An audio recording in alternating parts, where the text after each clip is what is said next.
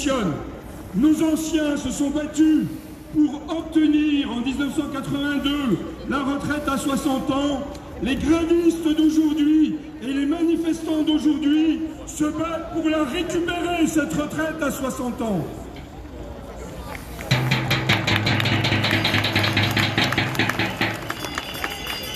J'en viens à l'infamie démocratique.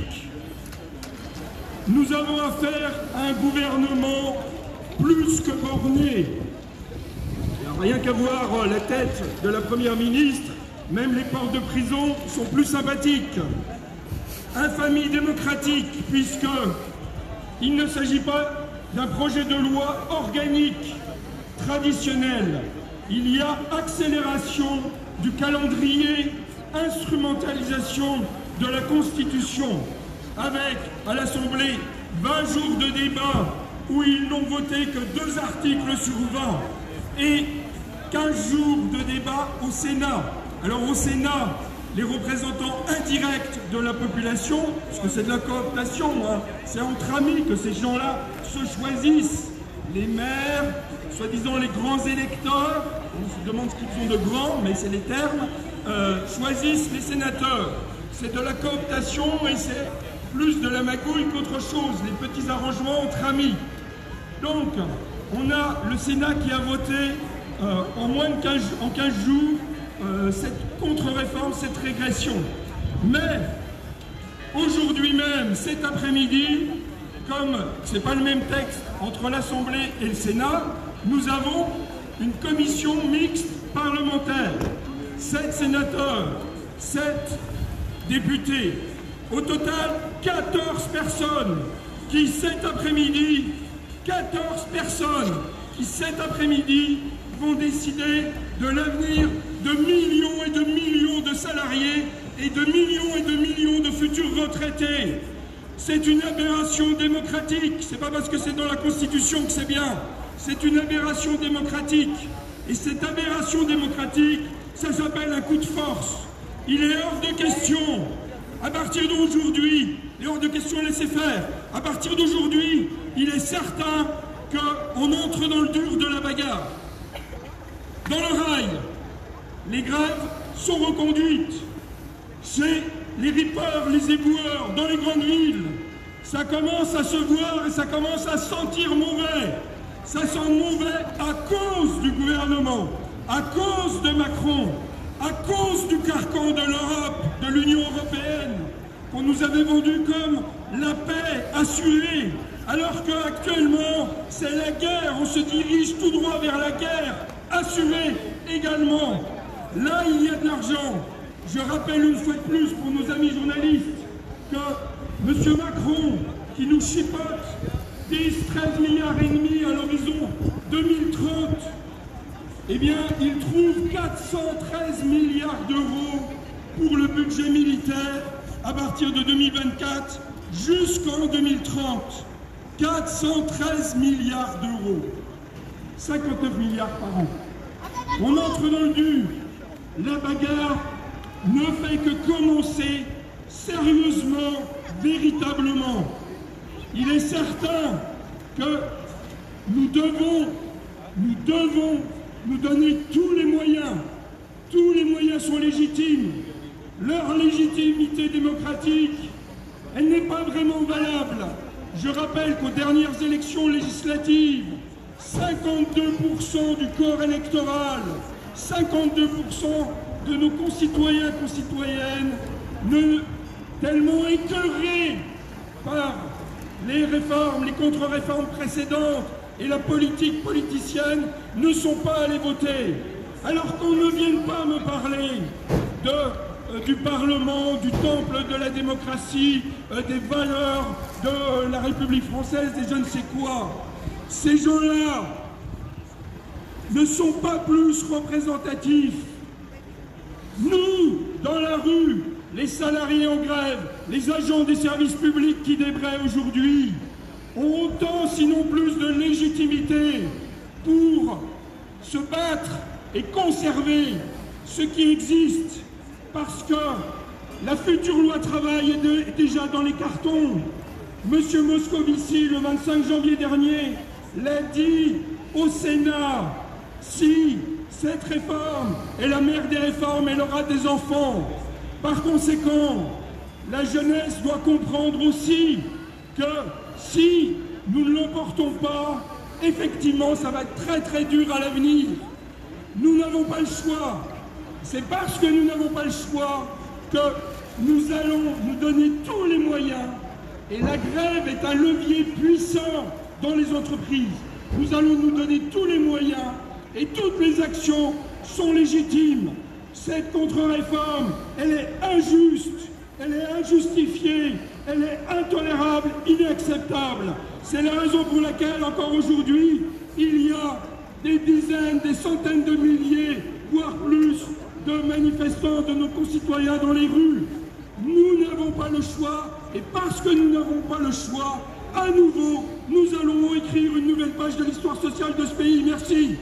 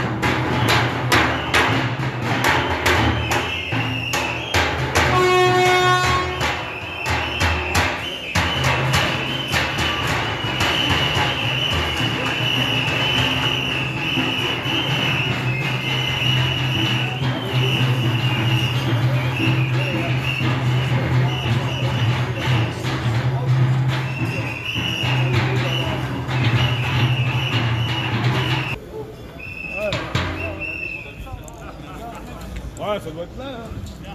Ouais, ça doit être là. Avance un petit peu, on va s'arrêter là.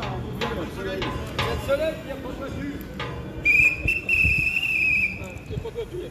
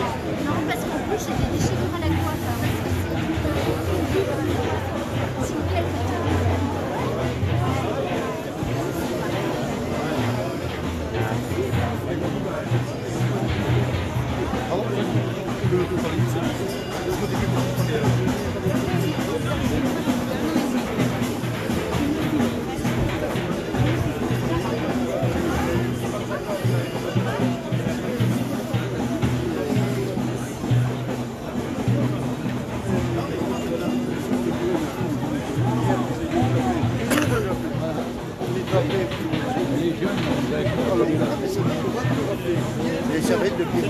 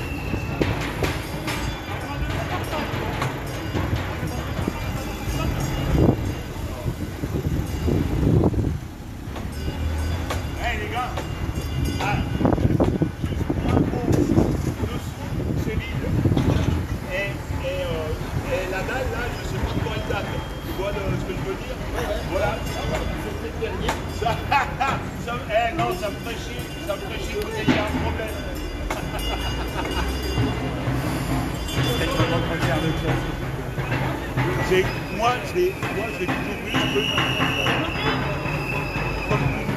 Moi, je le refais.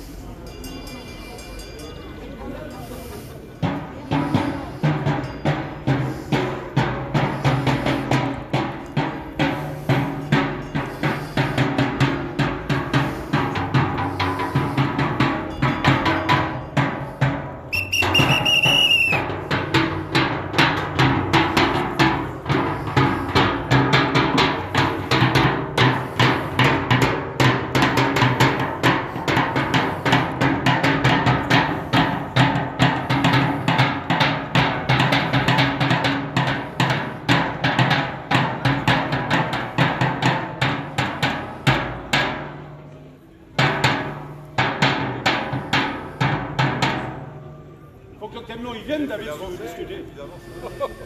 Ah, parce que sinon, si toi t'es à droite, lui il est à gauche, on va pas y arriver.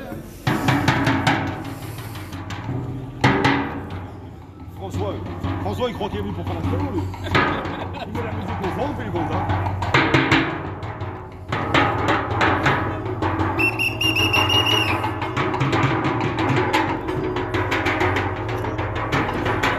Parce que déjà qu'ils ne nous entendent pas, si en plus ils ne nous voient pas, il faut